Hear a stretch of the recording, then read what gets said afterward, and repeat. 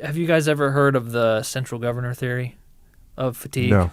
Well, it's basically about, it's a different, so let's see if I can do this without making it super long. There's two different. We got 8 hours of recording time. There's two different 18 theories on how your body, I guess, processes fatigue or what it exactly it is. And so there's I think it's called the catastrophic theory, where basically you're doing your Tabatas and something breaks down, and then you run out of energy, you totally deplete yourself of glycogen or whatever, and then you can't because you don't have any more glycogen, so your muscles just don't work. And then there's this other theory, which is kind of the accepted theory now, that your brain has a governor in it, and it's getting all this information from your muscles and your senses. It's getting all this information. It's calculating how much energy it meters out. And so when you're doing your Tabatas, the first one, you have all sorts of energy, so your brain's like, go. And it's connected to your subconscious, and your conscious are kind of connected, so you kind of know how many sets you do, and your brain actually calculates that into its how it decides to do this. So that first one, you're like, oh, tons of glycogen available to me, so I can just blow through this first one. And then as you go, your brain's getting these signals that you're running out of glycogen. Maybe the calcium to contract the muscles is kind of getting low, and so it kind of dials you back automatically by contracting less muscle fibers. And so you kind of and it makes you feel fatigue. So they say that fatigue is actually, fatigue and pain are actually emotions. So it makes you feel these emotions. Fatigue is a lie.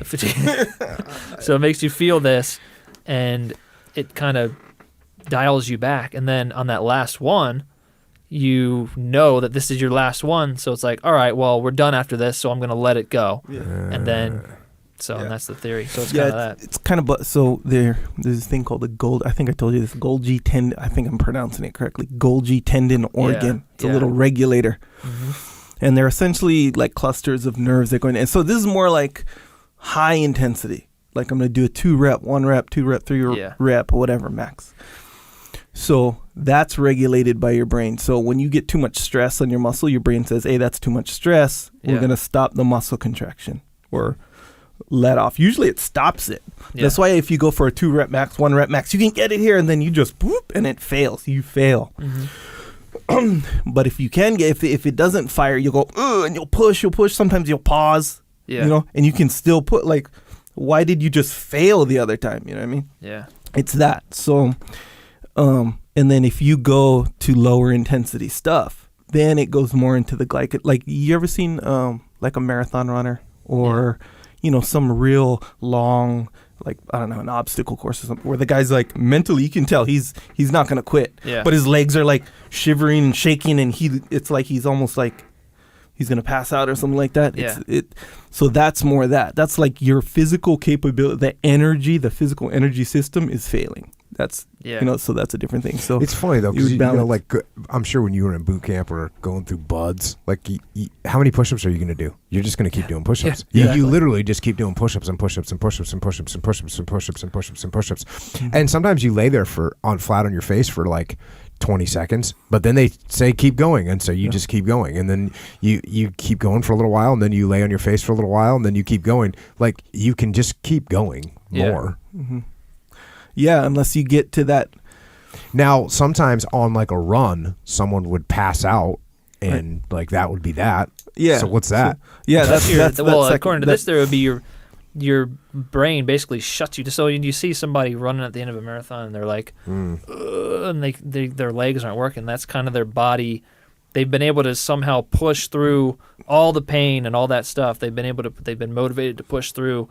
And then finally your body gets to a point that if we keep going, we are going to die. So I'm shutting you down. And it just hits the shutdown button, and then your legs just stop where it will just stop contracting your muscles. Yeah. I don't remember how we got on this subject. But pushing through. Pushing through, But it's like the engine is still going, but the fuel doesn't get to the engine. So the engine starts, in those marathon situation. Yeah. But in like a higher intensity stuff, It seems like, given what I know about the Golgi tendon organ situation. You seem like you're a Golgi tendon expert. Yes, but here, this is when I learned about it in college. But when I tore my bicep, you know guys will lift real hard and just tear their muscle off their bone. Yeah. Because when you train heavy, you're training to mitigate the effects of the Golgi tendon, or like huge rushes of adrenaline will do it too. You hear the story about the lady, she saw the car lifts the car off the kid. Yeah. So basically, you're just bypassing the Golgi tendon organ because of these extreme situations. Yeah. But by nature, try lift up a car, you kind of can't. And the same, I mean, most of us can. You kind of can't. Yeah. But when you're doing like a 1 rep max, like when you test for that, you see it all the time where, the guy, let's say, I don't know, he does 355, right? Yeah. There's like a pause because he's pushing so hard and he's barely, and he gets it.